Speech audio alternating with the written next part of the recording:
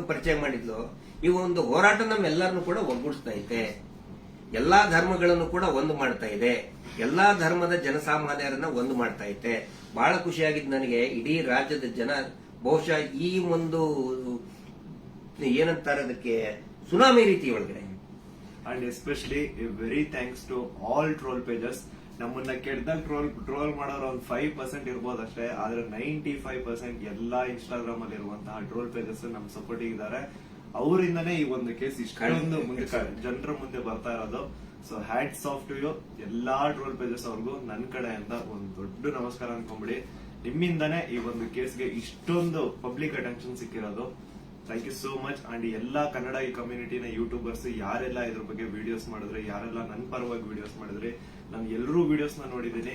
ತುಂಬಾ ಖುಷಿ ಆಯ್ತು. ಎಲ್ಲರೂ ಇದೇ ತರ ಸಪೋರ್ಟ್ ಮಾಡಿ ಅಂಡ್ ಎಲ್ಲರೂ ನಮ್ ಜೊತೆಗಿರಿ. ಆಮೇಲೆ ಬೇರೆ ಬೇರೆ ದೇಶದಿಂದ ಸಪೋರ್ಟ್, ಆಸ್ಟ್ರೇಲಿಯಾದಿಂದ ಮಾಡಿದ್ದಾರೆ.